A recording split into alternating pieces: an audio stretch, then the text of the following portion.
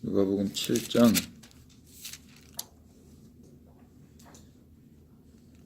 1절부터 17절까지인데요. 제가 한 절 읽고 여기 주민들이 한 절 읽고 교독하도록 하겠습니다. 예수께서 모든 말씀을 백성에게 들려주시기를 마치신 후에 가버나움으로 들어가시니라. 예수의 소문을 듣고 유대인의 장로 몇 사람을 예수께 보내오셔서 그 종을 구해주시기를 청한지라.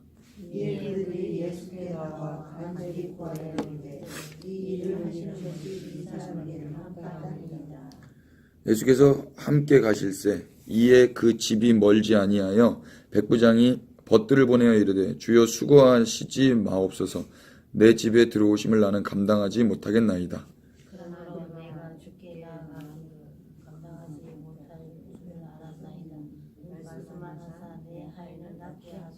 나도 남의 수하에 든 사람이요 내 아래에도 병사가 있으니 이더러 가라 하면 가고 저더러 오라 하면 오고 내 정도로 이것을 하라 하면 하나이다. 예수께서 들으시고 그를 놀랍게 여겨 이르시사 다른 무리에게 이르시되 내가 너에게 이르노니 이스라엘 중에서 이만한 믿음을 만나게 하시리라 하시니라. 보내었던 사람들이 집으로 돌아가 보매 종이 이미 나아 있었더라. 그 후에 예수께서 나인이라 인산으로 가실새 제자와 많은 무리가 동행하니 성문에 가까이 이르실 때에 한 사람이 한 죽은 자를 메고 나오니 이는 한 어머니의 독자요 그의 어머니는 과부라. 그 성에 많은 사람도 그와 함께 나오거늘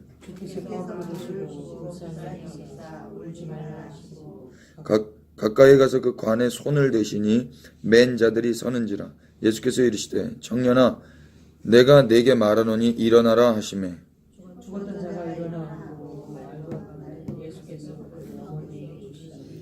모든 사람이 두려워하며 하나님께 영광을 돌려 이르되 큰 선지자가 우리 가운데 일어나셨다 하고 또 하나님께서 자기 백성을 돌보셨다 하더라. 다같이 예수께 대한 이 소문이 온 유대와 사방에 두루 퍼진. 아멘. 오늘은 첫 번째 시간으로 가장 중요한 건데요. 구원은 어떻게 받는지에 대해서 선포하도록 하겠습니다.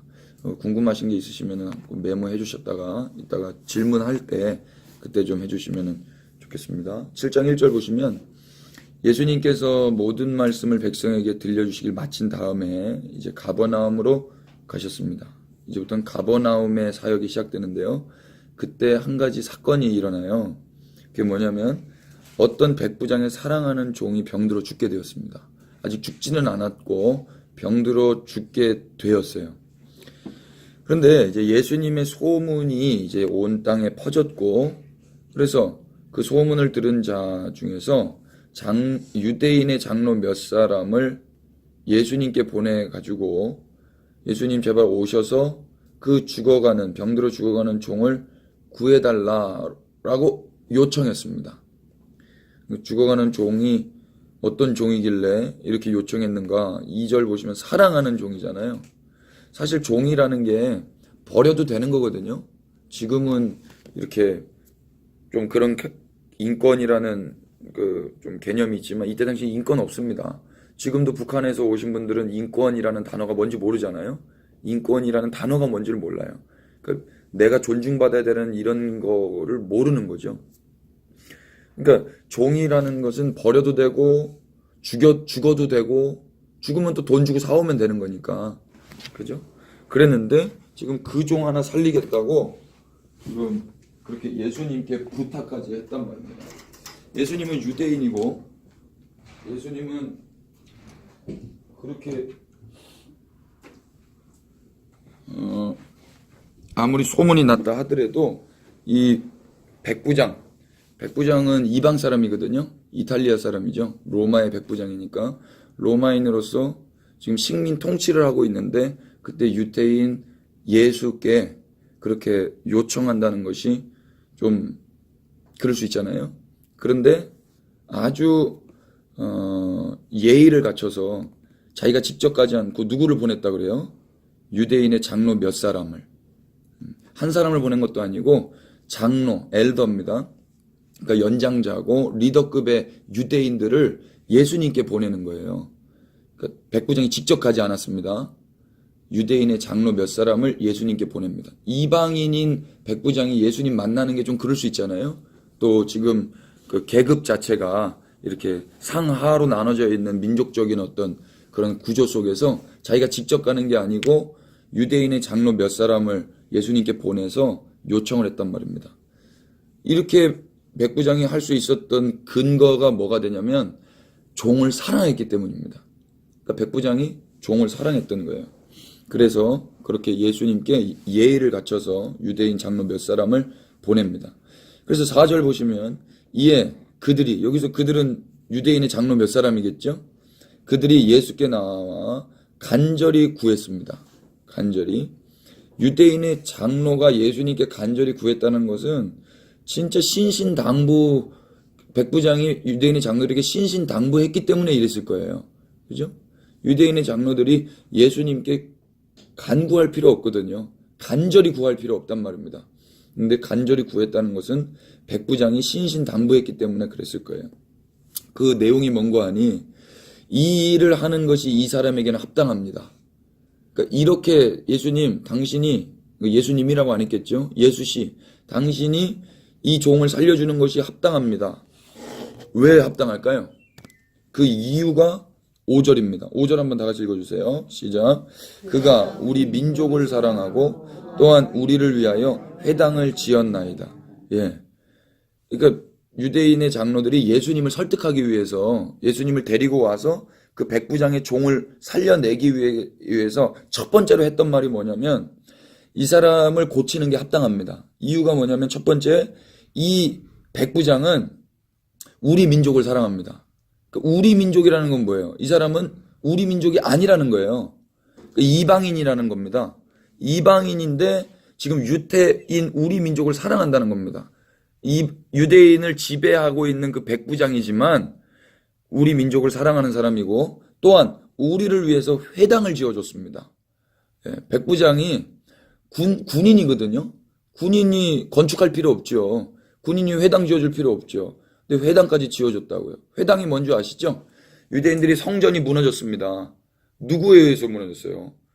제일 처음에는 뭐 솔로몬 성전이 바벨론에 의해서 완전히 무너지고 예루살렘이 완전히 회파됐지 않습니까? 예루살렘이 회파되고 또 다시 지은 것, 포로기 이후에 지은 그 성전, 그 느헤미야 에스라 때 그때 성전이 딱 지어지니까 예루살렘 성전을 알았던 사람들은 울잖아요. 이게 뭐 초라하니까. 그 의리의리했던 예루살렘 성전, 그 솔로몬의 성전을 알았던 사람들은 이 보잘것없는 성전을 봤을 때 운단 말입니다. 그래서 멀리서 사람들이 이게 기쁨의 울음인지 슬픔의 울음인지 모를 정도로 그렇게 근데 울었는데 결국에 그 성전마저도 회파되거든요. 그래서 또 흩어지고 민족적으로 흩어지고 성전 공동체였던 이스라엘이 성전이 없어지니까 어떻게 돼요? 흩어져 있는 그 현장에서 가구가 10가구 이상만 모이면 회당을 지었어요. 그래서 이렇게 디아스포라라고 이제 흩어진 자들이 3, 4, 5 모여가지고 회당을 짓고 거기에 가서 하나님의 경전을 읽고 토라를 읽고 서로 하나님에 대해서 나누고 배우고 기도하고 그랬단 말입니다. 그 회당이에요. 사람들이 모였던 장소. 근데 그것을 지금 이 나라를 지배하고 있는 이방 백부장이 지어줬다고 하니까 조금 남다른 사람이죠. 그죠? 이 사람은 하나님을 유태인은 뭐냐면 유대인이 믿는 하나님을 믿는 사람들을 유대인이라고 그래요. 할렐루야, 어서 오세요. 뭐 또 애기 할렐루야. 환영합니다.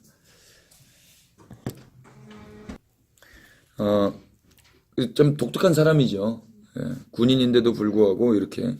그러니까 이 근거로 예수님이 오셔야 되는가요? 그러니까 지금 유대 장로들의 수준이 보세요. 지금 예수님을 끄집어 오려고 하는데, 예수님을 모시고 오려고 하는데, 이 이야기를 한 건 뭐겠어요? 예수님이 오시는데 도움이 되게 하기 위해서 이야기를 했을 거 아니에요? 그런데 생각해보세요. 이게 도움이 돼요? 예수님을 우리의 삶 가운데 모셔드릴 때, 이 두 가지를 가지고 이야기를 한다 그러면 예수님이 오시겠습니까? 예수님, 저는요, 예수님의 민족을 사랑합니다. 저는 이스라엘을 사랑합니다. 저는 한국인이지만 이스라엘을 사랑합니다. 또 하나, 예수님, 저는요, 그 이스라엘 사람들이 하나님을 경배할 수 있도록 하나님께 모여서 성경 공부할 수 있도록 회당까지 졌습니다. 제 재정이 거기 투자됐고요. 제 열심, 에너지가 거기 투자됐습니다. 그러니 예수님 와주세요. 이게 되겠어요? 예수님을 우리 가운데 모셔드리는데? 예수님 그래서 안 가시죠. 그죠? 그래서 간다 그러면은, 민족적인 어떤 스펙트럼이 넓은 사람이나 재정적으로 여유가 있거나 건축에 능한 사람만 예수님 다 모시게요? 그렇지 않잖아요? 6절 보세요. 예수께서 근데 함께 가셨습니다. 예수님 가셨다면은 이것 때문에 가신 거라고 오해하시면 안 돼요. 예수님 이렇게 오신다 그러면 저는 예수님 못 모십니다. 예수님께서 함께 가실새 이에 그 집이 멀지 아니하여 백부장이 벗들을 보내어 이르되 주여 수고하시지 마옵소서. 내 집에 들어오심을 나는 감당하지 못하겠나이다. 보세요. 유대 장로들은 이렇게 예수님을 모시고 오는데 백부장은 어떻게 합니까? 주여 수고하지 마십시오. 내가 주님을 맞이할 수가 없습니다. 감당하지 못하겠습니다. 이렇게 이야기한다고요. 백부장은 예수님 맞이했습니까? 안 했습니까? 백부장은 예수님 맞이하지 않았어요. 내 집에 들어오심을 나는 감당하지 못하겠습니다. 이거를 지금 백부장이 직접 이야기한 거예요? 백부장의 친구들이 이야기한 거예요? 네, 잘 보셔야 돼요. 백부장이 예수님께 직접 말한 게 아니고 백부장이 친구들을 보내서 이야기를 한 거예요. 그러니까 아직까지 백부장은 예수님 만났다 안 만났다? 안 만났다.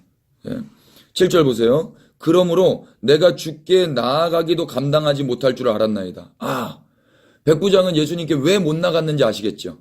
왜 처음에 유대인 장로 몇 사람을 보냈고 또 예수님이 오신다고 할 때 예수님을 만류했던 것도 직접 말한 게 아니고 친구들을 보냈는가? 7절에 나오죠. 내가 주께 나아가기를 감당하지 못할 줄 알기 때문에 그러고 있는 거예요. 그러니까 뭐라고 요청합니까? 말씀만 하사 내 하인을 낫게 하소서. 이렇게 했다고요. 백부장이 매우 겸손하지 않아요? 그죠? 이건 겸손을 넘어서 겸손이라는 것은 자신의 자신됨을 알고 예수님됨을 알면 자동으로 겸손하다. 맞아요?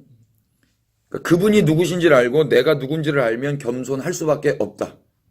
맞죠? 근데 언제 사람이 교만합니까? 그분이 누군지를 모르면 교만하죠.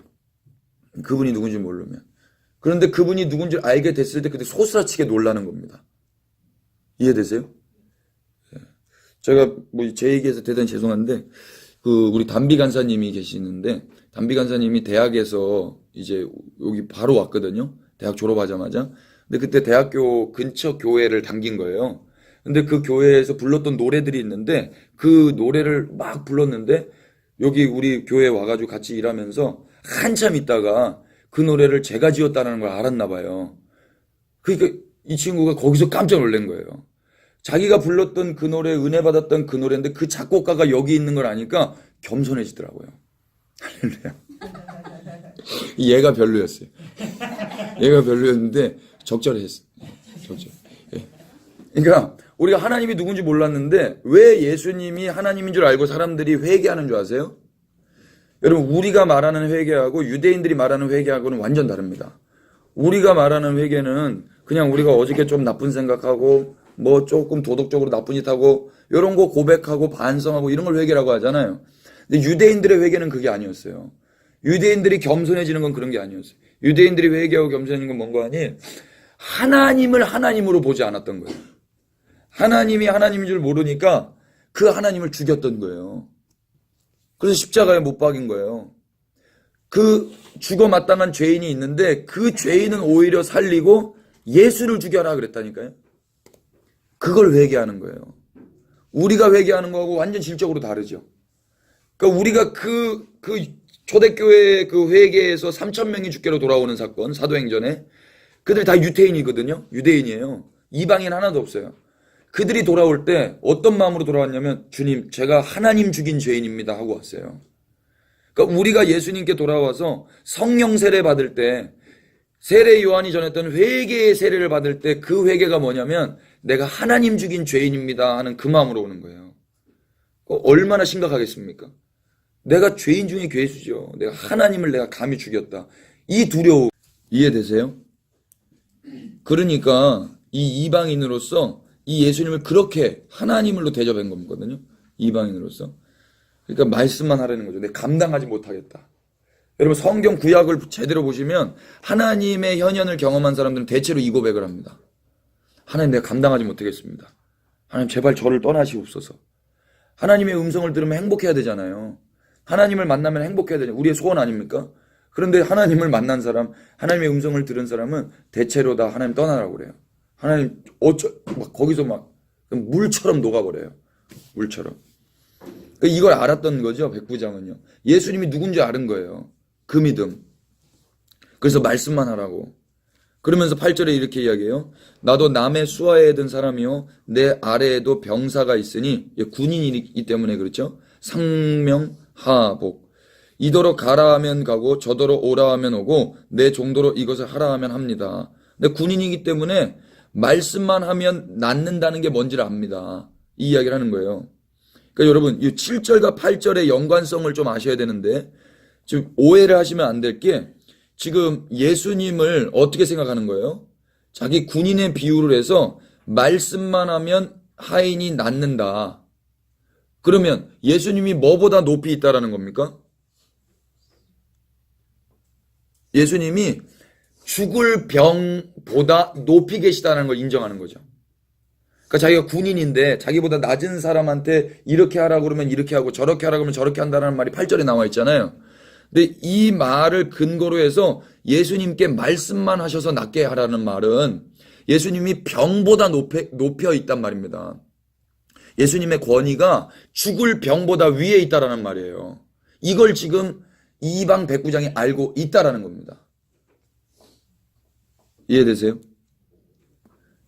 여러분 예수님의 권위가 죽을 병보다 우위를 하고 있는 것을 믿으실 수 있게 되기를 축복합니다. 예. 이거 은혜죠.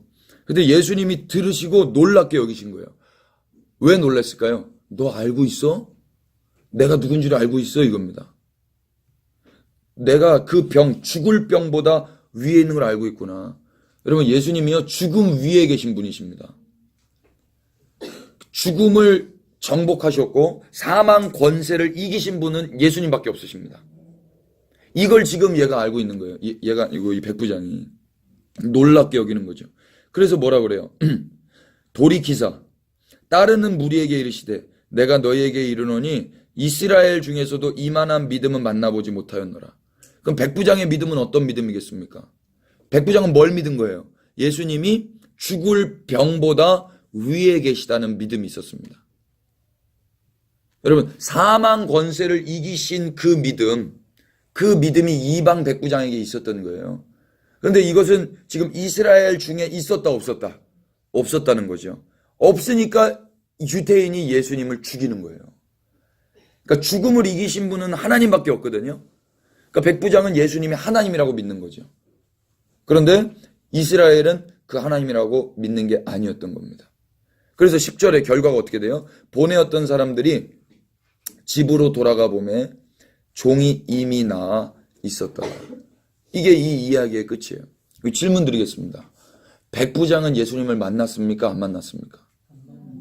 안 만났다. 이 글에서요, 백부장은 예수님 만나지 않았습니다. 자, 그렇다면 또 하나, 이 죽을 병에서 살아난 종은 예수님을 만났습니까? 안 만났습니까?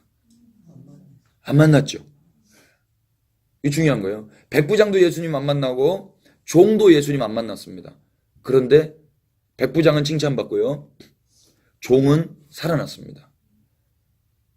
여러분 이게 구원인데요. 구원인데 구원이 어떻게 받는가?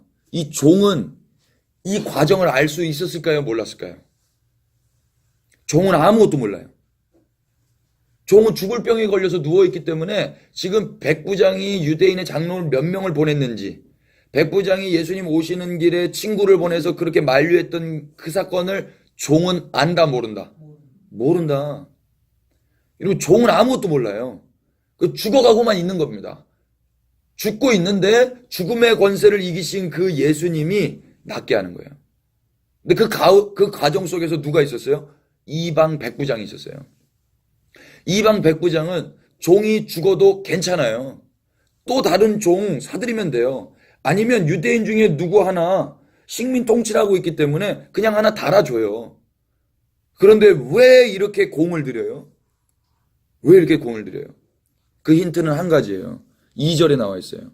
사랑하는 종이기 때문에 그렇습니다. 여러분, 이게 구원이에요.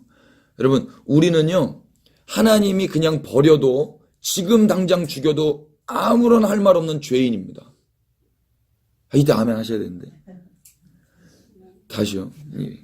우리는 지금 죽어도 하나님 앞에서 항변할 수 없는 죄인입니다. 예, 항변할 수 없는 죄인. 그런데 그 죄인이 어떻게 살아났어요? 우리가 예수님 만나서 예수님 저 좀 살려주십시오. 이렇게 살아났어요? 아니면 우리가 어떤 영향력 있는 누구를 로비해가지고 우리가 백부장을 로비해서 그렇게 우리가 살아났습니까? 아니에요. 우리는 이런 거 저런 거 아무도 모르는 상태에서 계속 죽어만 가고 있는 거예요. 죽어가고 있는 거예요. 키에르 케고르가 뭐라고 그랬어요? 인간은 병에 걸렸다. 그 병이 뭐예요? 죽음에 이르는 병이에요. 죽음에 이르는 병이 뭡니까? 절망이에요. 그 절망은 무엇입니까? 신과의 단절이에요.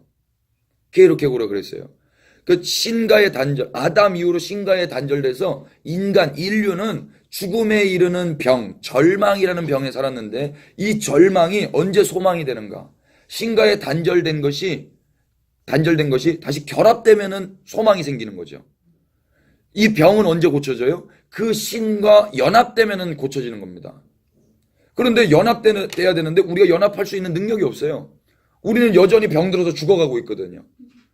우리는 우리의 몸 하나도 가누지 못한단 말입니다. 가운데 누가 있어야 돼요? 우리를 사랑해주는 영향력이 있는 군대가 있어야 되는 거예요. 백부장이 있어야 되는 거예요. 여러분, 이게 구원의 그림인 거예요. 구원의 그림. 우리는 아무것도 모르고 죽어가고 있을 그때 우리를 사랑해주시는 누군가가 있었어요. 그분이 우리를 사랑하셔서 그 하나님의 은혜가 우리 가운데 임했습니다. 이게 구원의 그림인 거예요. 이 똑같은 내용의 복음이 11절 이하에 또 한 번 나와요. 그 후에 예수께서 나인이란 성으로 가실새 제자와 많은 무리가 동행했어요. 예수님이 이제 나인이란 성으로 가는데 제자와 많은 무리가 동행합니다. 근데 성문에 가까이 이르렀을 때에 사람들이 한 죽은 자를 메고 나와요. 여기는 아까 그 백부장의 사랑하는 종은 죽었어요? 죽게 되었어요? 죽게 되었어요. 근데 여기는 아예 죽어버렸어요. 이미 장사해서 관에서 메고 오는 거예요. 사람들이 한 죽은 자를 메고 나오니 이는 한 어머니의 독자요 그의 어머니는 과부라. 그 성에 많은 사람도 그와 함께 나오거늘. 얼마나 불쌍했는지 많은 사람들이 이 어머니와 함께 그 위로의 행렬에 함께 같이 나왔습니다. 과부에게 있어서 독자가 죽은 거예요. 그래서 13절에 예수께서 과부를 보시고 불쌍히 여기사 뭐라고 말씀하셨어요? 울지 말라. 왜 울지 말라고 했을까요? 예수님이요 가르쳐 주시는 거예요. 이건 울 일이 아니라는 거. 이거 울어야 되지 않습니까? 이거 울 일이에요. 곡해야 될 일입니다. 죽었을 때는. 이때 우리나라 사람들도 울 때 이렇게 같이 울어주는 사람들 있죠? 예전에는. 같이 어야 디야 이제 가면 언제 오나 이렇게 막 하잖아요. 유대인들도 그런 게 있었단 말이에요. 근데 이거 울 일 아니라고 말씀하시는 거예요. 그러면서 14절에 뭐라고 이야기하세요? 가까이 가서 그 관에 손을 대십니다. 여러분 관은요 부정한 걸까요? 정결한 걸까요? 부정한 거죠. 왜 부정해요? 시체이기 때문에. 시체가 들어가 있기 때문에. 유대인들은 부정한 것을 멀리했어요. 정결법에 의해서 부정한 것을 멀리했던 게 유대인입니다. 예수님 유대인 남성입니다. 부정한 것 멀리 하셔야 됩니다. 예수님 다 알고 있어요. 그런데 지금 부정한 것에 뭐 하고 있어요? 손을 대고 있어요. 그것도 가까이 가셔서. 왜 그러실까요? 맨 자들이 서버렸어요. 깜짝 놀랐죠. 왜 그러지? 예수께서 이야기하십니다. 청년아 내가 내게 말하노니 일어나라. 여러분 일어났더니 어떻게 됩니까? 15절에 죽었던 자가 일어나 앉고 말도 하거늘 예수께서 그를 어머니에게 주셨습니다. 그러니까 죽었던 자가 어떻게 된 거예요? 살아난 거죠. 여러분 예수님은 굳이 관에 손 안 대고도 말씀으로만 살릴 수 있다에 동의하십니까? 예. 예수님은 말씀으로 죽은 나사로 나오라 하니까 나왔잖아요. 그런데 왜 여기서는 굳이 가까이 가서 손을 대시냔 말이에요. 이 부정한 관에다가. 여기 메시지가 있는 거예요. 여기에. 여러분, 어떻게 우리가 거룩함에 참여하게 됩니까? 우리가 어떻게 정결함에 참여한 자가 됐습니까? 정결하신 분이 부정케 되셨기 때문이에요. 십자가가 뭐예요? 부정한 자들만 달리는 거예요. 십자가는 이 세상에서 가장 극악무도한 부정한 자들이 달리는 게 십자가였는데 그 십자가에 누가 달렸어요? 예수님 달렸죠. 내가 달려야 될 그 십자가에 우리 예수님이 달렸어요. 왜 그렇습니까? 이게 유대인들은 다 알아요. 내가 부정한 짓을 했는데 이 부정함을 해결하기 위해서는 정결한 게 필요해요. 그래서 깨끗한 흠 없는 어린 양이 죽는 거예요. 나의 흠을 케어하기 위해서, 나의 흠을 치유하기 위해선 흠 없는 어린 양이 죽어야 된단 말입니다. 레위기서 1장 한번 보세요. 레위기서 1장.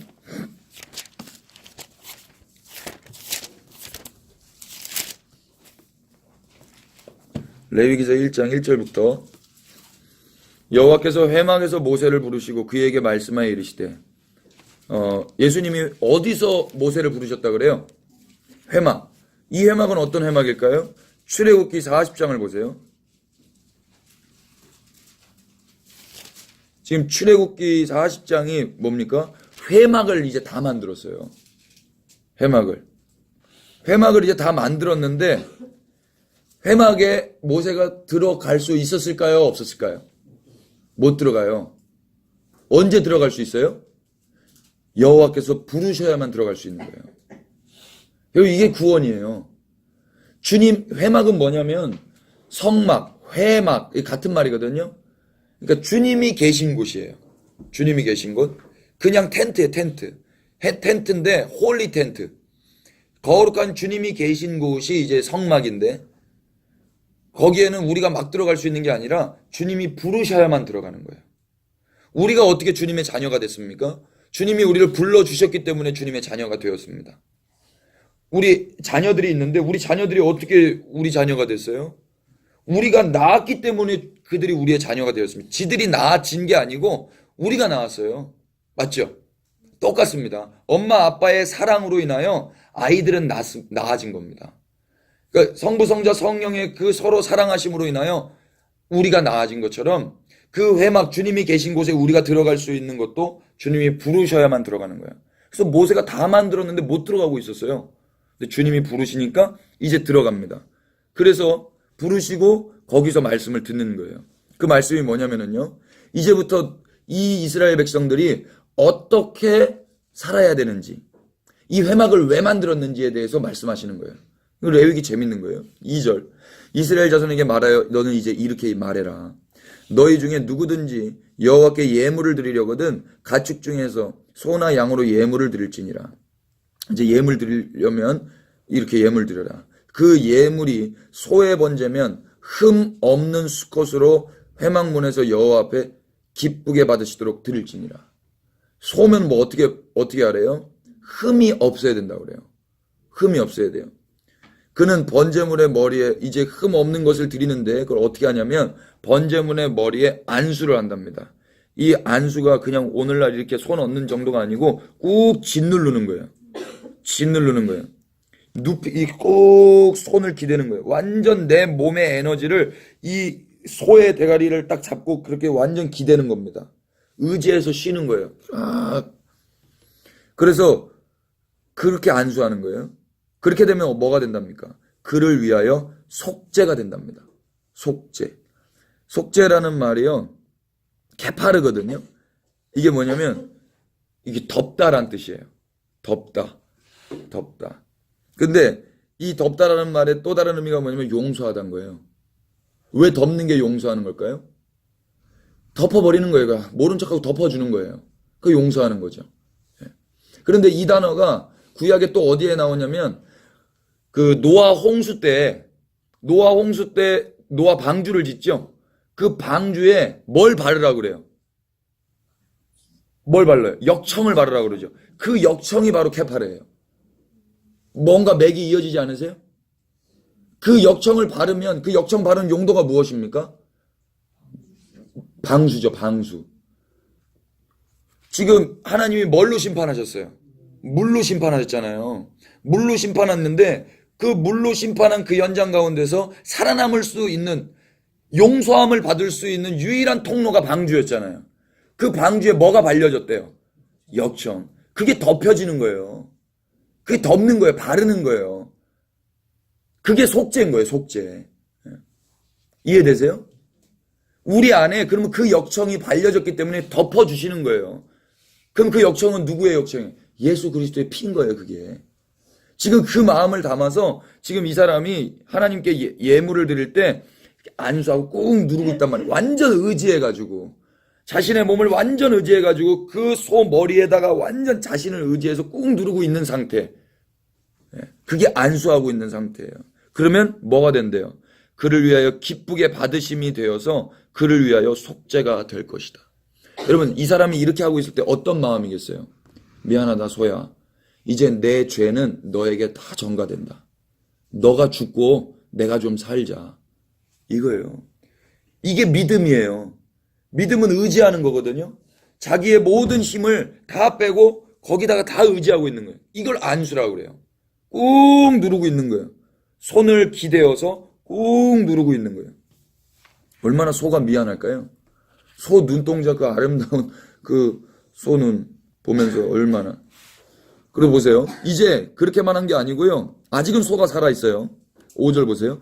그는 여호와 앞에서 그 수송아지를 잡을 것이요. 이제 잡아야 돼요. 누가 잡습니까? 그 속죄하는 그 사람이 잡습니까? 제사장이 잡습니까? 그 사람이 잡아요. 그가 잡아요. 그가. 여러분 소 잡아 보였어요? 모기는 잘 잡는데요. 이게 바퀴벌레 못 잡아요. 살아있는 거 잡는 거요. 이거 쉽지 않습니다. 이거. 잘 잡으셔요? 저는 잘 못 우리 집사람이요. 갈치를 이렇게 선물을 받았는데 이게 아무 생각 없이 뚜껑 열었는데 갈치가 그냥 딱 이렇게 있는데요. 기절했어요. 저도 보니까 갈치가 너무 무섭게 생겼더라고요. 눈동자를 저를 딱 쳐다보고 있더라고요. 예. 낙지를 주셨는데 낙지가 너무 무서워요. 예. 저만 무서워요? 살아있는 거요, 죽이는 거 이거 쉽지 않습니다. 그런데 이 소, 하는 이 착한 소를 잡아야 된다니까요. 자기가. 왜요? 얘가 죽어야 돼요. 왜 그렇죠? 얘가 뭘 담당했어요? 나의 죄를 담당했어요. 얘가 죽으면서 나의 죄도 어떻게 될까요? 같이 죽는 거예요. 내 죄가 다 얘한테 전가됐지. 아까 안수하면서. 그러니까 얘는 죽을 수밖에 없어요. 그러니까 미안하고 할 수 없고 이게 서툴어도 죽일 수밖에 없는 거예요. 아론의 자손 제사장들은 그 피를 가져다가 회막문 앞 제단 사방에 뿌릴 것이며, 이제 잡아 죽이잖아요. 그럼 거기서 나온 피를 이제 누가 하는 거예요? 아론의 제사장들이 이제 뿌리는 거예요. 잡는 건 누가 잡는다? 내가 잡는다. 6절 그는 또 그 번제물에 가죽을 벗기고 각을 뜰 것이요. 와, 이 잡는다는 표현은 죽인다는 표현이고요. 죽은 다음에는 뭐 하는 거예요? 가죽 벗기는 거예요. 여러분 소가죽 벗겨보셨어요? 안 벗겨져요 이거. 안 벗겨져. 일단 뭐 상상을 해보자고요. 소를 죽일 때 어떻게 죽일 건가? 연장이 있어야 되죠. 네? 망치로 죽일 거예요? 칼로 죽일 거예요? 도끼로 죽일 거예요? 창으로 죽일 거예요? 소가 가만히 있겠습니까? 그리고 한 방에 못 죽이면은요, 한 방에 못 죽이면 이거 난리 납니다. 난리 나요. 근데 백정도요, 한 방에 못 죽인다 그래요. 한 방에 죽이려면 여기 급소, 아니면 목을 따든지 동맥을 끊든지, 이 세 개 중에 하나라고 그러죠. 심장을 찌르든지, 여기, 미간 여기를 죽이든지, 아니면 여기 목을 따든지. 그런데 그 심줄, 그 근육이 있는 그 소를 한 방에 내려쳐서 죽일 수 있겠어요? 못 죽여요. 못 죽여요. 그러니까 몇 방을 쳤어야 될 거 아니에요. 몇 방을. 미간을 망치로 때린다고 그래도 여러분 살아있는 것을 때리는데 이게 되겠습니까? 때릴 때 피 튀고 살 튀고 뼈 튀고 그걸 누가 다 맞아야 돼요? 내가 다 맞아야 돼요. 내가 다. 이게 제사예요. 이게 예물이라고요. 근데 이렇게 할 수밖에 없는 이유는 무엇입니까? 네가 죽지 않으면 내가 죽는다예요. 근데 죽은 다음에 그 피 받아가지고 이제 아론 제사장들은 이제 제단에 뿌렸죠. 그걸로 끝난 게 아니라 이제 뭐 해야 돼요? 가죽을 벗겨야 되는 거예요. 가죽 벗기려면은 여기부터 딴 다음에 딱 잡고 여기 이렇게 벗기는 거죠. 이렇게. 뭐 이렇게 회처럼 이렇게 안 벗겨집니다. 가죽이 얼마나 질긴데요. 아마 이렇게 잡고 이렇게 찢지 않겠습니까? 네. 그거 해야 돼요. 그리고 각을 이제 손도끼 같은 걸로 이제 각을 치는 거죠. 뼈 다 튀고요. 피 다 튀고요. 온몸에 피범벅입니다. 비린내가 얼마나 나겠어요. 완전 미치광이 되지 않겠어요. 사람 피 보면 돌아버리는데 이걸 계속 하는 거예요. 유대인 남자들이요. 7절 보세요. 제사장 아론의 자손들은 제단 위에 이제 불을 붙이고 불 위에 나무를 벌려놓고 아론의 자손 제사장들은 그 뜬 각과 머리와 기름을 제단 위에 불 위에 있는 나무 위에 벌려놓을 것이며 이렇게 각 두고 이렇게 했던 거를 이제 제사장 아론 자손들은 이제 그걸 불 위에 올려놓는 겁니다. 그리고 9절 다 같이 읽겠습니다. 시작. 그 내장과 정강이를 물로 씻을 것이며 제사장은 그 전부를 제단 위에서 불살라 번제로 드릴지니 이는 화제라 여호와께 향기로운 냄새니라. 예. 이제 불 다 없어지는 거예요. 다 없어지는 제사가 번제거든요. 다 없어져요. 그런데 이걸 뭐라고 그래요? 여호와께 향기로운 냄새래요. 여러분 내장 타는 냄새, 시체 동물 타는 냄새가 향기롭겠습니까? 얼마나 고약하게요. 근데 이게 향기롭대요. 이게 제호바 아로마예요. 영어 성경 보면요. 아로마. 이게 아로마입니까, 여러분? 이걸 제호바 여호와의 아로마라고 그래요. 이게 왜 여호와께서 향기롭다고 이야기하실까요? 예. 여긴 뭐가 타올라 없어지는 거예요? 죄가 타서 없어지는 거거든요. 이제 죄는 있다 없다? 없다. 하나님 그걸 기뻐하시는 거예요. 하나님 그것을. 예수님 돌아가셨을 때 하나님 아들이 죽었잖아요. 근데 하나님 기뻐하셨어요. 왜 그랬죠? 우리의 죄가 함께 죽었어요. 할렐루야. 아멘하기 참 죄송하죠. 그 이거예요. 복음은요 민망하고 죄송한 거예요. 복음은 민망해요. 복음은 죄송해요. 이제부터 이루고 이제 유대인은 또 실생활로 돌아가서 살아야 되거든요. 근데 소들 볼 때마다 얼마나 미안할까요? 소들, 양들 볼 때마다. 그런데도 죄를 또 져요, 인간이요. 내가 이러지 말아야지. 내가 죄 짓지 말아야지. 내가 죽으면 이 가축들 다 죽어나가는데. 이런 마음 들지 않겠습니까? 여러분 혹시 이런 생각 들까요? 아, 죄 져도 저 양들 많으니까 죄 져도 소 저렇게 많으니까 죄 또 져도 괜찮아. 이렇게 마음 들겠습니까? 그럴 수 없죠. 여러분 우리가 그래서 복음 가운데 있다면 나 죄 져도 괜찮아. 예수님이 내 죄 다 용서해 줬는데 이런 마음 들 수 없어요. 예수님을 담보로 내가 마음껏 죄질 수 없단 말입니다. 예수님이 이렇게 돌아가신 거를 내가 진짜로 영으로 알고 육으로 알고 있다면 주님이 그렇게 진리 안에서 가르쳐 주셨다면 죄를 안 지려고 몸부림치죠. 내가 지옥 가는 게 두려워서 죄 안 짓는 게 아니고 그 예수님이 어떻게 내 죄 때문에 돌아가시는 줄 알면 그렇게 못 산단 말입니다. 그런데도 불구하고 연약하기 때문에 또 마귀가 있기 때문에 죄는 져요. 그런데 그랬을 때 그 예수님 때문에 그래도 괜찮아 이렇게 말할 수 없다니까요. 주님 정말 얘 죽일 죄인입니다. 주님 오늘 죽여도 항변할 수 없는 죄인입니다.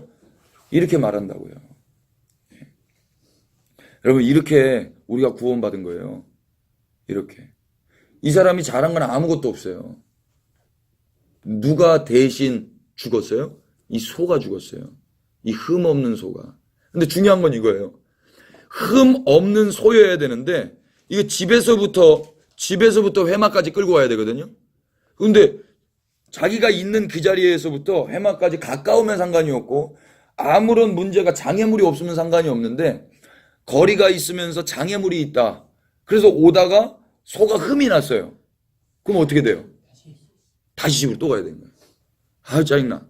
그리고 다시 다른 흠 없는 소 가지고 오는데 다 와가지고 또 흠이 생겼네. 그럼 어떻게 돼요? 다시 가야 돼요. 짜증나요? 짜증나요. 근데 이게 그런 문제가 아니에요. 왜 그래요? 흠이 없는 걸로 번제해 드려야 되는 이유가 무엇입니까?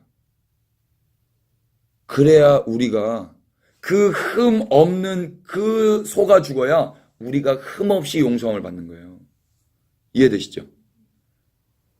그래서 예수님이 흠도 없고 점도 없는 그 주님이 죽으신 거예요. 흠이 있으면 돼요, 안 돼요? 안 돼요. 흠이 있는 죄인을 용서하기 위해선 흠이 없으신 그분이 죽으셔야 된다고요. 그러니까 흠이 없는 인간이 있습니까? 하나도 없잖아요. 의인은 없나니 하나도 없잖아요. 그래서 하나님이 죽는 거예요. 하나님이.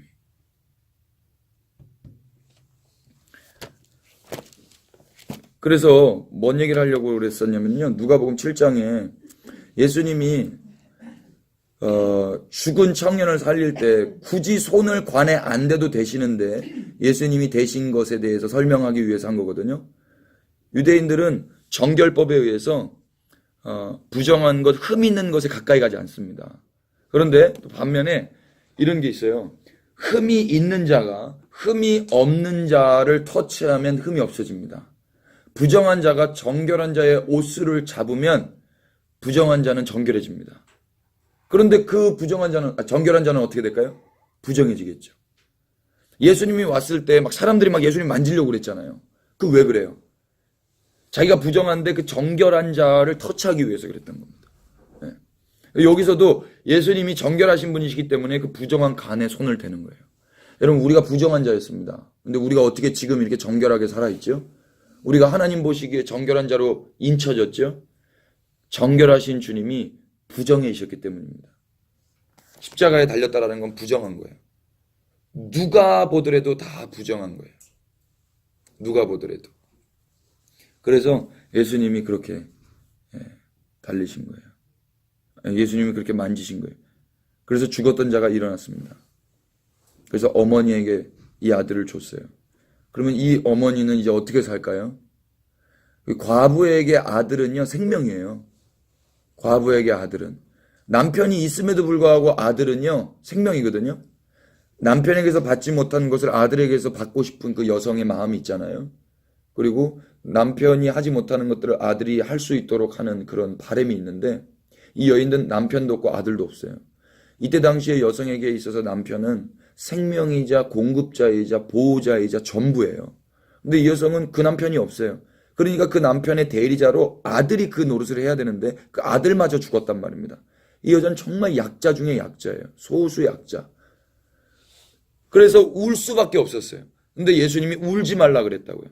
그건 뭐예요? 너, 네 인생의 보호자, 네 인생의 공급자, 네 인생의 전부는 남편도 아니고 아들도 아니고 아무것도 아니야. 바로 나야. 나 있으면 울 상황에서도 울지 않을 수 있어를 가르쳐 주시는 겁니다. 그러니까 구원받은 백성은 이 세상의 것이 조금 없어도, 이 세상의 힘들이 조금 없어도, 공급해 줄 수 있는 것, 보호해 줄 수 있는 것들이 조금 없어도 울지 않을 수 있다. 동의가 되세요? 이거 가르쳐 주시는 거예요. 이거. 신앙생활은 이렇게 시작한 겁니다. 이제 이 아들을 엄마에게 딱 줬을 때 이 엄마가 이 아들을 생명처럼 애지중지하면서 살았을까요? 아니면 이 아들을 살리시기도 하고 죽이시기도 하는 그 예수님을 위해서 살았을까요? 예수님을 위해서 사는 거예요. 이게 구원받은 자의 삶의 모습인 거예요. 근데 중요한 게 있어요. 여기서 이 아들은 예수님 만났다, 안 만났다? 못 만났다. 이 아들은 자기가 살아나는 데 있어서 자기가 한 일이 있다, 없다? 없다. 똑같아요. 죽어가는 병든 종, 병들어 죽게 된 그 종도 자기가 자기 힘으로 병에서 고친 것 아니고, 이 나인성의 청년도 죽었는데 이 죽은 현장에서 자기가 자기 힘으로 살아난 것 아니다라는 겁니다. 이게 구원이에요. 이게 기독교가 말하는 구원론입니다. 우리가 무엇을 해서 구원을 받는 게 아니고요. 예수님 때문에 우리가 구원받는 겁니다. 아까 우리가 레위기 1장에서 봤던 것처럼 그 사람이 정결해지고 용서함 받는 건, 덮여지는 건 그 사람의 어떠함 때문이 아니고 예수님의 어떠함 때문이에요. 예수님이 제물이 되셨기 때문에 구원받는 것입니다. 이걸 복음이라고 그래요. 복음과 율법의 차이점 아시죠? 복음은 하나님이 행하신 일이고 율법은 인간이 해야 할 일입니다. 그러니까 율법적으로 구원받기 위해서는 어떻게 해야 돼요? 이것도 해야 되고 저것도 해야 되고 다 해야 돼요, 인간이. 근데 복음은 무엇입니까? 내가 아무것도 할 수 없고 내가 피지컬적으로도 내가 이미 죽었고 병들어 있어요. 그러니까 내가 아무것도 할 게 없어요. 그런데 그때 은혜로 살아나는 거예요. 근데 그거 자기가 감지할까요? 못할까요? 감지도 못해요. 감지도 못해요. 자, 보세요. 이 청년 보세요. 이 청년이 이제 일어났죠. 일어났는데 예수님을 예수님으로 알아봤을까요? 모르죠. 근데 언제 이 청년이 예수님을 예수님을 알게 될까요? 자기의 구원자인 줄 언제 알게 될까요? 그래서 믿음은 들음에서 나는 거예요. 여러분, 애들이요, 언제 부모가 부모인 줄 알아요? 엄마야, 아빠야. 어렸을 때 계속 이야기 듣죠. 말 못하는 애들이요, 계속 듣는 거예요. 계속 듣다가 말이 터져요. 엄마, 아빠, 밥, 맘마. 애들이 믿음이 아니고요. 애들이 믿음이 있어서 엄마가 나의 엄마 되고 아빠가 나의 아빠 되는 게 아니에요. 누구의 믿음과 누구의 열심이 자녀가 엄마를 엄마라 부르고 아빠를 아빠라 불러요? 부모의 믿음인 거예요. 여러분, 이게 구원이거든요. 여러분, 우리가 예수 믿어서 구원받는 게 아니고요. 예수님의 믿음이 우리를 구원시키시는 겁니다. 이 피스티오라는 헬라어 단어가요. 믿음이라는 명사로도 쓰여지지만 신실하심이라고 번역돼요. 신실하심. 로마서 말씀 한번 열어보십시오.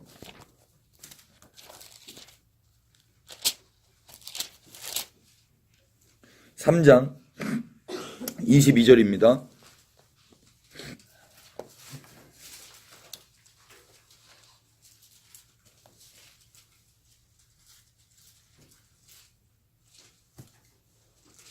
로마서 3장. 이게 녹화를 하는데 왜 31분밖에 녹화가 안 됐을까요? 지금 49분인데. 아무튼 지금 되고 있어요. 되고 있는. 이 중요한 말씀인데요. 21절부터 이 19절부터 한번 보시죠. 19절부터. 우리가 알거니와 시작. 우리가 알거니와 무릇 율법이 말하는 바는 율법 아래에 있는 자들에게 말하는 것이니 이는 모든 입을 막고 온 세상으로 하나님의 심판 아래에 있게 하려 함이라. 그러므로 율법의 행위로 그의 앞에 의롭다 하심을 얻을 육체가 없나니 율법으로는 죄를 깨달음이니라. 아멘. 보세요. 율법의 행위로는 하나님 앞에서 의롭다 하심을 얻을 육체가 있다 없다? 없다. 그러니까 이 무슨 말이에요? 우리가 뭘 해서 하나님 앞에 너 괜찮아. 너 의로운 사람이야. 오케이. 통과. 너 구원. 이거 있을 수 있다는 거예요? 없다는 거예요? 없다는 거예요. 단지 율법으로는 나 죄인이구나. 이렇게 하면 죄 짓는 거구나. 하나님 기뻐하지 않는 거구나. 이거 깨닫는다는 겁니다. 그래서 21절 보세요. 이제는 다 같이 시작. 이제는 율법 외에 하나님의 한 의가 나타났으니 율법과 선지자들에게 증거를 받은 것이라. 율법 외에 하나님의 뭐가 나타났대요? 하나님의 사랑이 나타났어요? 하나님의 의가 나타났어요? 여러분, 이걸 뭐라 그럽니까? 이걸 복음이라고 그래요. 하나님의 의. 로마서 1장을 한번 열어주세요. 로마서 1장 17절. 이 유명한 말씀, 이거 좀 외우셔야 되는데 오늘의 외울 말씀입니다. 시작. 복음에는 하나님의 의가 나타나서 믿음으로 믿음에 이르게 하나니 기록된 바 오직 의는 믿음으로 말미암아 살리라 함과 같으니라. 예, 복음에는 뭐가 나타났대요? 하나님의 의. 여러분, 복음에는 하나님의 사랑이 나타났어요? 하나님의 의가 나타났어요? 예. 하나님의 의가 무엇입니까? 여기 의가요, 한문으로 하면 뜻 의자가 맞을까요? 아닐까요? 주님의 의를 이루소서 뭐 이렇게 구하잖아요. 하나님의 나라와 하나님의 의를 구하는 기도라고 할 때 그 의가 한문으로 뜻 의자일까요? 아닐까요? 뜻 의자 아니에요. 그럼 무슨 의자일까요? 의로울 의자예요. 정의로울 의자. 그러니까 영어로 하면 justice예요. righteousness예요. right이에요. right. 옳다. 그러니까 무슨 말이에요? 복음에는 하나님의 옳음이 나타났다는 말이거든요. 그러니까 옳음이 뭐예요? 옳음. 틀림은 뭡니까? 틀림. 여러분, 틀림은 뭐냐면요, 인간이 하나님 앞에 내 힘으로 구원받을 수 있다. 이게 틀림입니다. 옳음은 뭐예요? 인간은 하나님 앞에 인간이 뭘 해서 구원받을 수 없다. 이게 옳음입니다. 그러면 그 옳음을 이루시기 위해서 누가 죽은 거예요? 예수님이 죽은 거예요. 그래서 예수님의 별명이 뭐냐면 하나님의 공의인 거예요. 이런 찬양 아세요? 예수 하나님의 공의. 하나님의 공의가 뭐냐면 심판하셔야 되는 거예요. 근데 심판해야 되는데 누가 심판당한 거예요? 예수님이 심판받은 거예요. 내가 심판받아 죽는 게 하나님의 공의인데 예수님이 심판받아 죽은 거예요. 우리 다현이가요 그렇게 질문했어요. 아빠, 왜 죄는 내가 졌는데 예수님이 십자가에 달려야 돼요? 제가 샤워하고 있는데 갑자기 들어와가지고 그렇게 이야기를 하는 거예요. 이게 심각한 답변을 해야 되기 때문에 좀 나가 줄래? 아빠가 이따가 자세히 설명을 해줄게. 그래서 제가 다 가가지고 딱 옷 다 입히고 저도 옷 입고 딱 껴안고 이렇게 설명을 해줬어요. 근데 구약 창세기부터 설명을 해줘야 돼요. 유대인들은 대반에 알아요. 의가 뭔지. 어떻게 알까요? 유대인들은 계속 제사를 지냈잖아요. 죄는 누가 졌어요? 내가 졌죠. 그런데 심판은 누가 받아요? 양이 받죠. 소가 받죠. 유대인들은 알아요. 그래서 예수님 십자가 달렸을 때 딱 아는 거예요. 아, 저분이 어린 양이라고 오신 이유가 저것 때문이구나. 그러니까 유대인들은 대반에 아는 거예요. 유대인들. 이방인들은 몰라요. 이방인들은. 유대인들은 대반에 아는데 우리 다현이한테 그랬어요. 네가 테레비를 부셨어. 그러면 너 그 테레비 고칠 수 있어? 못 고치는데요. 누가 고쳐야 돼? 아빠가 고쳐야 되죠. 이걸 의라고 그래. 아. 여러분, 죄는 우리가 짓는데요. 죄를 용서할 수 있는 능력이 우리에게 있으면 우리가 할 수 있어요. 우리 다현이에게 이 텔레비전을 수리할 수 있는 돈이 있고 능력이 있고 지능이 있으면 고칠 수 있다. 그런데 우리 다현이는 그 능력이 없습니다. 그런데 얘가 지금은 6살이니까 그렇게 인정을 하는데요. 인간이요. 돈이 생기고 능력이 생기잖아요. 그러면 그걸 인정할까요? 안 할까요? 인정 안 합니다. 인정 안 하는 거예요. 그래서 자기가 하나님 되는 거예요. 자기가 기술자가 되는 거고 자기가 스스로 자기를 구원하고자 하는 겁니다. 그게 뭐예요? 자기가 신이 되는 거죠. 자기가 신이 되는 거예요. 온 세상이요. 머지않아 자기가 신이 됩니다. 수요 일부 예배 때 이거 설교했습니다. 하나님 언제 나타나시는지 아십니까? 재림이 언제 일어나시 아십니까? 마태복음 24장에 그때와 그 시는 아무도 몰라요. 아들도 모르고 아무도 몰라. 아버지만 아시는데 사도 바울이요. 데살로니가 후서 2장 1절부터 4절까지 그 날이 언제 임하는지에 대해서 전조 현상이 뭔지를 이야기했는데 그게 뭐냐면 제일 첫 번째 나타나는 일이 사람들이 배교하는 겁니다. 배교가 무슨 뜻이냐면 진리를 버리는 거예요. 진리를 저버리는 거예요. 이 말이 다른 말로 하면 뭐냐면 이혼하는 겁니다. 하나님과 결혼한 사람들이 하나님을 버리는 거예요. 진리를 버리는 거예요. 하나님을 거역하는 겁니다. 그리고 멸망에 가증한 그 불법에 속한 자들이 나타나는 겁니다. 그러면서 그들이 나타나서 하는 일이 뭐냐면 신이라고 불리는 모든 것들을 다 처단하기 시작해요. 그 말은 뭐냐면 하나님 죽이는 거예요. 그리고 성전까지 들어와서 자기가 하나님이라고 주장합니다. 근데 사람들이 그것을 인정하고 하나님을 예배해야 되는데 그 불법에 속한 지옥에 속한 아들들을 경배하고 있습니다. 그때 주님 오십니다. 그때 주님 오신다는 거예요. 그래서 제가 이것도 우리 하연이가 이해를 잘 못하길래 우리 하연이한테 설명해 줬어요. 봐봐, 너가 김하연이지. 근데 어떤 애가 네 이름으로 사는 거야. 니네 학교에서 내가 김하연이야, 내가 김하연이야. 사람들이 네가 김하연이 여기 살아있는데 버젓이 살아있는데 지가 김하연이라고 돌아다니는 걔 말을 믿고 걔랑 놀고 있어. 너 화나겠어 안 나겠어? 화나겠는데요. 하나님 그래서 오시는 거야. 하나님의 진노가 끝까지 달했을 때 하나님이 위에서 가만 볼 수 없어서 내려오시는 거예요. 이해되세요? 주님이 그때 임하시는 겁니다. 진짜 신이 여기 버젓이 살아있는데 가짜 신에게 생명 다해서 사랑하고 진짜 남편이 저기 살아있는데 가짜 남편하고 한 입을 넣고 살고 있는 거예요. 남편이 오겠어요 안 오겠어요? 오죠. 그때 이제 양과 염소가 갈려지는 거예요. 진짜와 가짜가 갈려지는 거예요. 그때 생명 다해서 사람들이 야 이게 네 남편이야. 이게 진짜 김하연이야. 이분이 진짜 하나님이야 라고 말하고 있을 때 누군가는 바보처럼 멍청하게 그 예수님 기다리고 있는 거예요. 아니야. 믿음 지키면서 충성되게 주님 오셔서 착하고 충성된 종아 네가 믿음을 지켰구나. 그렇게 신부로 주님과 함께 사는 거예요. 그렇게. 여러분 그게 의라고요. 의. 내가 심판받아야 되고 내가 다 케어하고 수리해야 되는데 내겐 능력이 없어요. 하나님이 죽이는 거예요. 그게 하나님의 의예요. 이걸 복음이라고 그래요. 이걸. 사랑이 먼저가 아니에요, 여러분. 의가 먼저예요. 공의와 사랑이라고 그러죠. 사랑이 먼저가 아니에요. 공의가 먼저예요. 공의가 없었으면 사랑이 뭔지를 모르는 겁니다. 우리가 어떻게 사랑이 뭔 줄 알아요? 요한 1서 4장을 한번 열어주십시오. 요한 1서 4장. 요일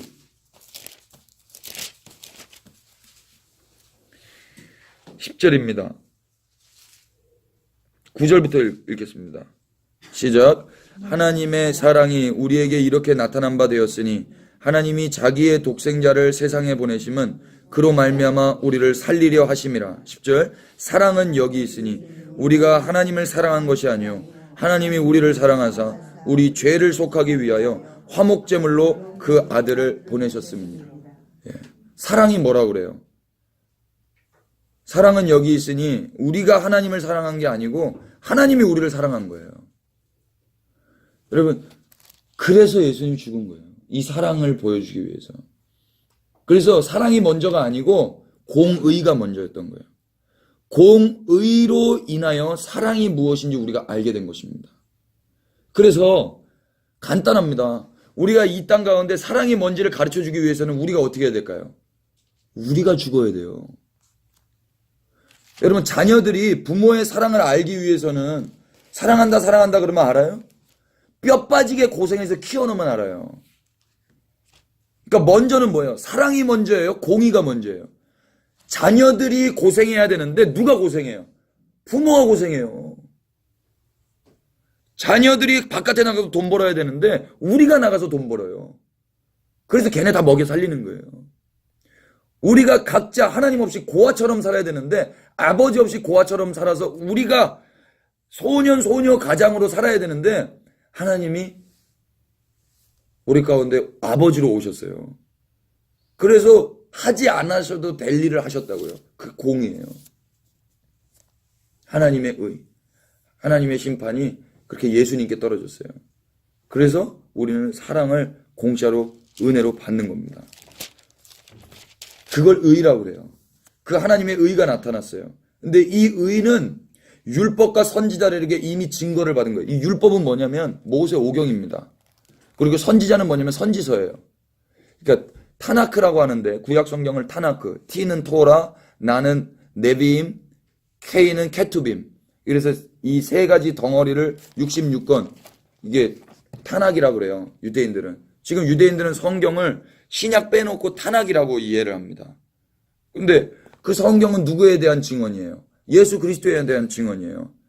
그러니까 똑같아요. 우리 보는 거랑 타나크라고. 그래서 성문서, 그리고 그 율법서, 선지서, 이렇게 세 덩어리로 이제 구분을 한단 말입니다. 그래서 타나크라고, 타낙이라고 있는데, 지금 율법과 선지자에서 이미 증언했다는 말은 뭐냐면 그 성경에서 율법, 그 모세오경, 토라와 그 선지서, 그 네비임, 나비가 선지자거든요. 그 네비임, 그 선지서에서 이미 예언했다라는 말이에요. 누가 올 것을, 그 의가 누구라는 것을, 예수 그리스도라는 것을. 마태복음 1장에 예수님이 나실 때 뭐라고 그래요? 동정녀 탄생을 예언할 때 그걸 누가 먼저 예고했어요? 이사야가 예고했죠. 이사야가. 그 이사야가 선지자잖아요. 그 네비임 안에 들어있는 거란 말입니다. 예수님에 관한 모든 기록이 다 성경, 구약 성경에 다 나와 있잖아요. 다. 예수님이 요한복음에서 유대인들에게 말했잖아요. 너희가 영생을 얻고자 하여 이 성경을 연구하거니와 이 성경이 곧 나에 대한 증언이니라. 요한복음 5장에 나와 있는 말씀입니다. 요한복음 5장.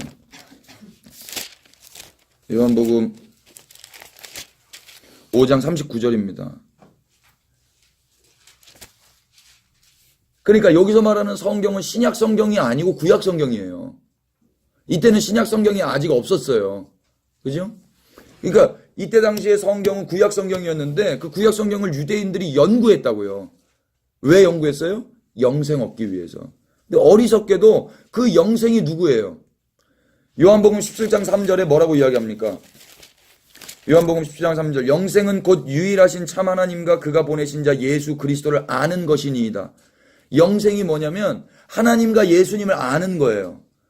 그런데 이 유대인들은 그 예수님을 알았다 몰랐다?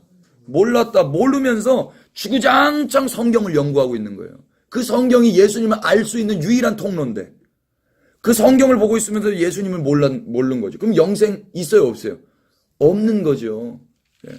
그 예수님이 너희들이 잡아 죽였던 그 재물이 예수님에 대한 예표로 니네가 그렇게 죽였었는데 그게 난데 그래서 율법과 선지자들에게 그렇게 증거를 받은 것인데 여러분 유대인들은요 메시아를 기다렸어요. 여러분 메시아를 기다려도 메시아를 죽인다. 여러분 우리가 주님을 기다려도요 주님 죽일 수 있어요. 섬찟하죠. 그러니까 우리의 신앙이요 주님 기다리고 있는 거, 주님 사모하고 기다리고 있는 거 이게 건강한 신앙 아닐 수 있습니다.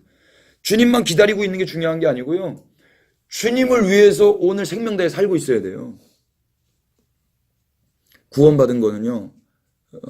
전적으로 주님의 은혜로 인하여 주님의 의에 인하여 임해지는데 22절 요거 한 번만 더 보죠. 로마서 3장 22절 그 증거받은 거 그게 뭐냐면 곧 로마서 3장 22절 예수 그리스도를 믿음으로 말미암아 모든 믿는 자에게 미치는 하나님의 의인이 차별이 없느니라.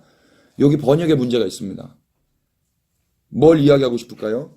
여러분 예수 그리스도를 믿음으로 하면은 누가 믿는 거예요? 내가 믿는 거죠. 그러면 보세요. 백부장이 사랑했던 그 병들어 죽게 된 종은 예수님을 믿었습니까? 또 나인성에 이미 죽은 그 청년은 예수님을 믿었습니까? 이게 문제가 있는 거예요. 이게 뭐냐면요. 피스티오란 단어가 이 믿음인데 이게 소유격이에요. 그러니까 소유격이 뭡니까? 예수님의 신실하심으로, 예수님의 믿음으로라는 뜻이에요. 이게 구원이에요. 이걸 가지고 역사적으로 많은 논쟁이 있었는데 지금은 거의 예수 그리스도의 믿음으로 말미암아요. 여러분 가만히 생각해 보세요. 우리가 예수님을 믿어서 믿은 게 아니고요. 예수님의 신실하심으로 우리가 구원을 얻은 겁니다. 맞죠? 우리가 믿으면 그렇게 고백하고 우리가 행위 구원 아니지. 은혜로 구원받는 거지. 우리가 성경에서도 확인했잖아요. 이 병든 종이 살아날 수 있을 때 이 사람이 믿지 않았잖아요. 나인성의 이 청년이 죽었을 때 예수님 이 사람이 믿지 않았잖아요. 이 사람의 믿음 없었잖아요. 죽은 자가 무슨 믿음이 있어요. 여러분 우리도 다 죽은 자예요. 허물과 죄로 죽었던 너희를 살리셨도다. 에베소서 2장 1절에 사도 바울이 에베소 교회에게 말한다고요. 교회는 어떤 자들이에요? 이미 사라진 자들 아닙니까? 살려진 자, 부름받은 자들. 그런데 교회가 어떤 상태였다라고 에베소서 2장에서 말해요? 허물과 죄로 죽었던 과거 완료형이에요. 이미 너희는 죽었었다. 죽었었는데 너네가 살아났다. 너네에 의해서가 아니다. 하나님의 은혜에 의해서다. 맞죠? 그런데 우리가 왜 예수님을 믿으려 하냐고요. 여러분 엄마를 믿으려고 노력해서 믿어지는 엄마라면 그거 진짜 엄마 맞습니까? 아니죠. 저 엄마는 내 엄마가 맞습니다. 믿습니다 해서 믿으려고 하는 엄마라면 그건 이미 엄마와의 관계가 깨져 있는 상태죠. 네. 여러분 저는 지난번 얘기했죠. 저는 우리 집사람을 사랑하려고 노력하지 않아요. 제가 우리 집사람을 사랑하려고 노력하는 그 순간부터 뭔가 문제가 생긴 거예요. 제가 하나님 제가 주님만 사랑하게 도와주시옵소서. 이런 기도 좀 이상한 기도 아닙니까? 주님이 믿어질 수 있도록 은혜를 내려주시옵소서. 이상한 거 아니에요?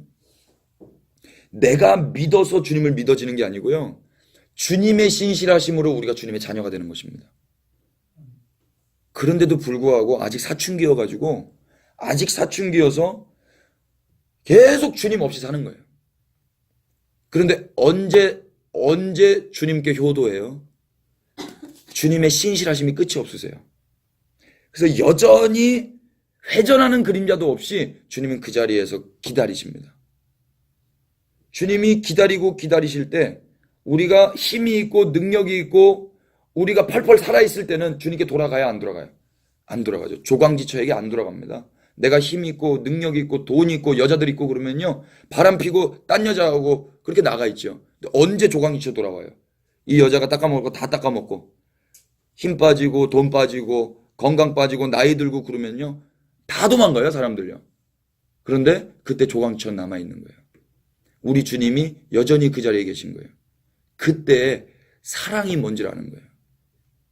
아, 주님 여전히 계셨군요.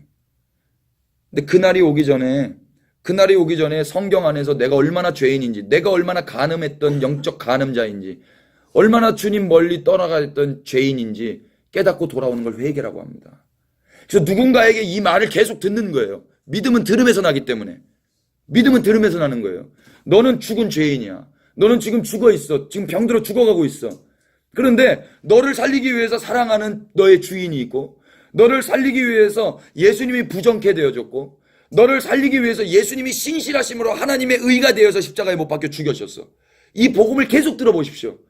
계속 듣는 겁니다. 이걸 듣는 거예요. 이 복음을. 이 복음을 들어야 내가 죄인이구나 그때 깨닫고 주님 앞으로 돌아오게 되는 것입니다. 근데 교회 안에서 이 복음이 있냔 말이에요. 여러분 안에 이 복음이 성경을 읽을 때 많이 들려주세요. 아니면 어떻게 하면 이 성경 공부해가지고 내 삶에 오늘이라도 요만큼이라도 보탬이 될까? 이 큐티하고 나서 오늘 열심히 살아봐야지. 오늘 화이팅 해봐야지. 화이팅 해도 안 돼요, 여러분. 여러분, 베드로가 얼마나 화이팅 했어요. 베드로가요, 어떤 사람이냐면요, 예수님 잡으러 사람들이 왔을 때 베드로가 칼을 꺼내가지고 예수님 잡으러 온 사람 귀를 뱉던 사람이에요. 말고의 귀를 뱉던 사람. 그런데 그리고 불과 몇 시간 뒤에요, 어떻게 해요? 말고의 친척이 베드로가 불제로 그렇게 예수님 저 잡혀갔을 때 불제로 갔을 때 너도 그 예수와 함께 있었지 않느냐? 너 그때 내가 봤는데 우리 친척 귀 잘릴 때 네가 귀 잘랐잖아. 아니다라고 3번 부인해요. 여러분, 우리가 그러지 않습니까? 우리가 그래요, 우리가. 그러니까 우리의 열심, 우리의 결단. 베드로가 뭐라고 그랬어요? 주님, 모두가 주님을 떠난다 할지라도 저는 떠나지 않겠습니다. 결단으로 되지 않습니다. 우리의 결심으로 되지 않는다. 그럼 뭘로 되는 거예요? 예수님의 결심, 예수님의 열심, 예수님의 믿음, 예수님의 신실하심이 우리를 하나님께로 인도하는 것입니다. 아멘. 구원은 어떻게 받습니까? 예수님의 신실하심으로 받습니다. 믿음은 나의 믿음이 아니라 주님의 신실하심이었습니다. 그걸로 구원받는 거예요. 주님의 신실하심. 할렐루야.